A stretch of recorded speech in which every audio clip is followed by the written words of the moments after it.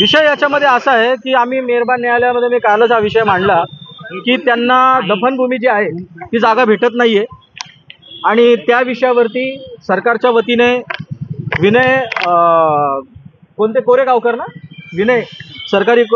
वेणुगावकर हितेन वेणुगावकर यांनी आपलं स्पष्टीकरण दिलं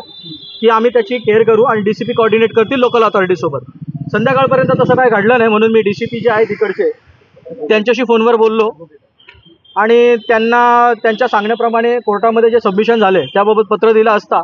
आज त्यांनी सकाळी बोलवलं त्यांना पीडितांच्या लोकांना, आता ते जातील तिकडे आणि त्यांना दफनभूमीच्या 2-3 काय स्पॉट सांगितलेले आहेत, त्या स्पॉटच्या अनुषंगाने दफन करण्यात येणार आहे ती पवळी। संरक्षणाची जी काय मागणी आहे त्यांची सरकारने त्याच्यावरती समानतेच्या अधिकाराच्या अंतर्गत जसा किरीट सोमय्याला पटकन संरक्षण ज्या पद्धतीने दिलं जातं त्याच पद्धतीने यांच्या गुन्ह्यामध्ये ज्या पद्धतीने त्यांनी पत्रव्यवहार वगैरे केलाय तर किरीट सोमय्याच्या तुलनेत यांना जे आहे जास्त संरक्षणाची गरज आहे आणि यांचं प्रकरण यांच्या जीवितात जास्त धोका यांच्यावरती अगोदर पण अटॅक झालेले ते प्रकरण झाल्यानंतर आणि त्याच्यामुळे यांना संरक्षण गरजेचं आहे। आमच्या वकिलांना देखील संरक्षण मिळालं पाहिजे। हा बरोबर आहे, मी सोशल मीडियावरती बघतोय अनेक लोकांच्या प्रतिक्रिया आहेत की वकिलांच्या मुलीसोबत असं घडायला पाहिजे होतं म्हणून त्यांना कळलं असतं, अनेक लोक अशा पद्धतीने म्हणतायत आणि सत्ताधाऱ्यांचं हे स्पॉन्सर्ड आहे असं माझं स्पष्ट मत आहे। कारण की मी अजूनपर्यंत ती चार्जशीट काय पाहिलेली नाही, त्याच्या आधीच सरकारने आणि सत्ताधाऱ्यांनी एक बाव उचवला की हा कन्व्हिक्टेड आहे, हा गुन्हेगार आहे। अजून चार्जशीटच कोर्टासमोर आलं नव्हतं, ज्या दिवशी चार्जशीट आलं त्याच दिवशी एन्काउंटर झालेलं आहे। तर हे कोणालाच माहिती नाहीये, कोणीच पेपर वाचलेला नाहीये का त्याचा स्पेसिफिक त्याच्यामध्ये रोल काय। तर म्हणून त्याला जरी त्याचा रोल असता,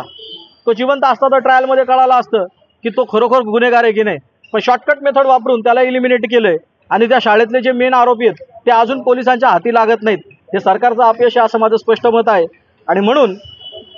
ही लढाई लढण्यासाठी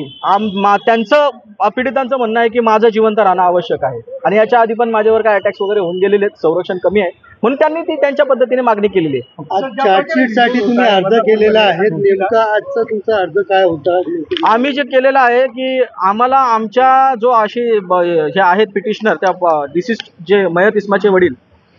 त्यांचंही असंच म्हणणं आहे की माझ्या मुलाला जर तो गुन्हेगार असेल तर कोर्टाने दोषी ठरवून त्याला फासावर लटकावला असतं तर हरकत नव्हती, परंतु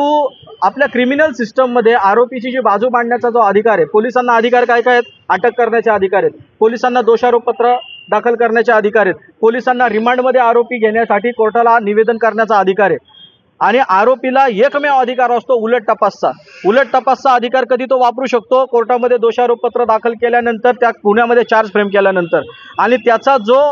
क्रॉस एक्झामिनेशनचा अधिकार आहे तो त्याचा इलिमिनेट केल्यामुळे त्याला मारून टाकल्यामुळे तो अधिकार गेलेला आणि सत्य लोकांपासून येण्यापासून हे रोखलं गेलेलं आहे आणि म्हणून जो आरोपीचा अधिकार आहे तो यांनी हिरावून घेतल्यामुळे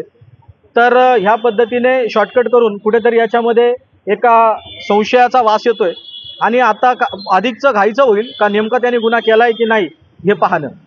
तरच हितेन वेणुगावकरने सबमिशन दिलंय बोला।